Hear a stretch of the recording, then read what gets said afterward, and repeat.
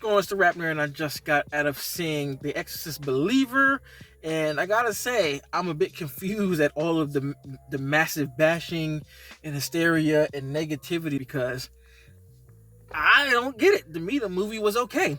Was it the best thing in the world? And did it rival the first Exorcist? No. But it definitely wasn't terrible or awful the way I've seen people say it is. I don't really get that, honestly. Like, I think it was an okay movie.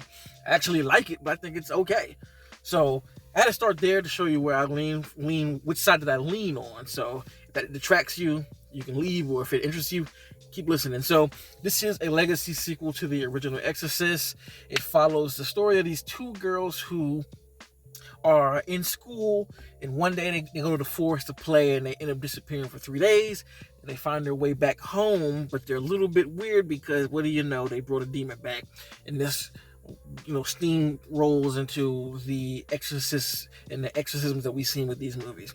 Now, like I said earlier, I thought this movie was okay. I went in here expecting like a complete train wreck, but it's okay. Now, I do believe that there probably wasn't a reason for this movie being made, unless the other two films kind of highlight why this film was made, because it's like, this movie doesn't really add anything to the lore or stuff that we haven't seen or anything out of the norm of an Exorcist film, but I do think it's okay. Like, I would watch it again.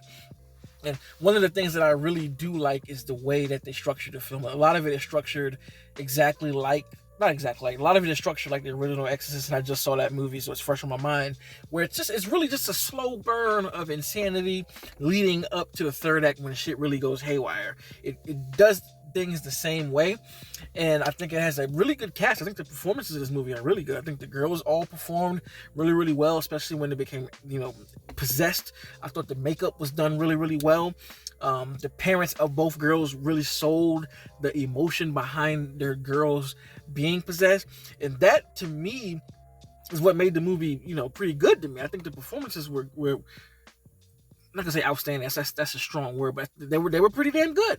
It made it an emotional ride for me personally, seeing both of these families interact with each other, and the fact that they're like acquainted and they know each other, so it makes the stakes greater. Especially when you get in the third act, the demon does something that I feel like puts everybody in a really tough position in a number of ways that you can't help but. You can't help but what was the word I'm trying to think of? Add a little bit more of emotion to what's going on. So I really like how all of the parents were acting. There are a couple of other characters in here that added some to the film.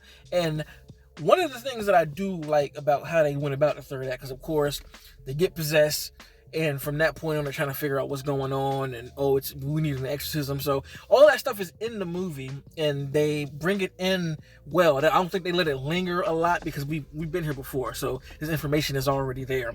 But one thing that I do like is they play it from a position of a non-professional trying to make things work, and I think that adds to it a lot too.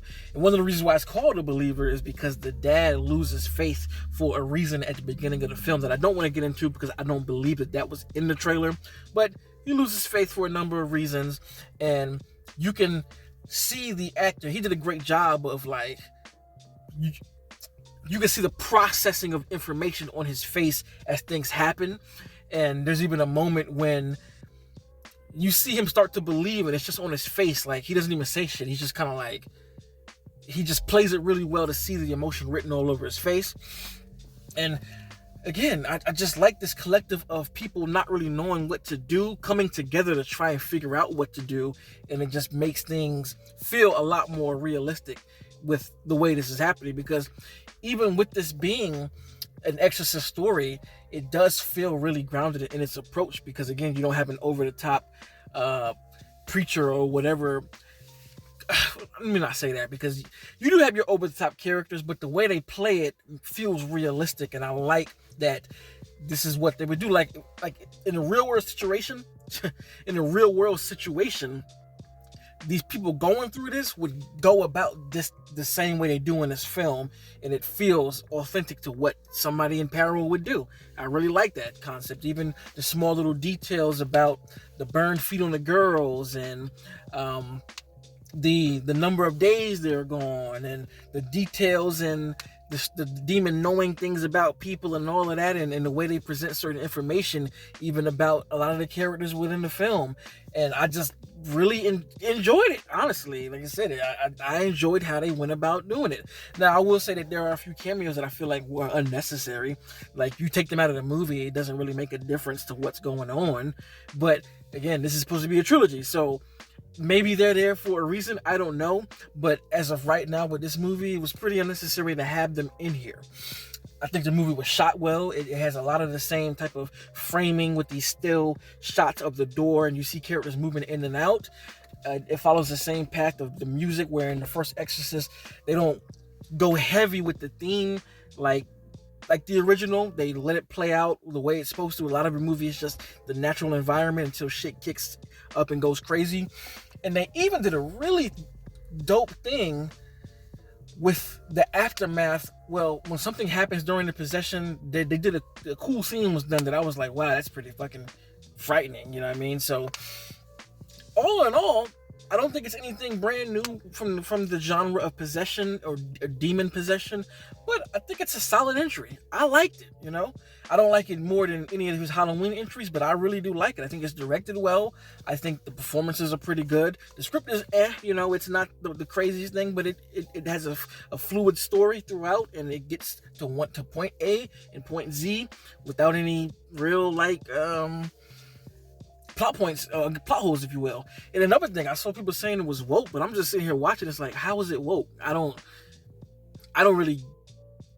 didn't get that. You know, some people can get what they want from it, but I really didn't see anything woke here. Yeah, they talk about abortion for like a second, but I'm like, I mean, to me, it wasn't thrown in my face and just, you know, what is it? Double down every so often, but things were mentioned about abortion once and not wanting a kid. Like, it's just like, I think that's just natural shit, like, that people go through. It didn't feel forced to me. It was just there for a reason, and it was just a way to show the stakes of what's going on. So all in all, I actually liked it. I don't, you know, let me know in the comments what you felt about it. Well, what were your gripes? What did you hate? If you're one of those people who did hate it, enlighten me, because I don't get it. But anyway, for this kind of content, make sure to like and subscribe. If you already are subscribed, thank you. More reviews to come. Having a beautiful October.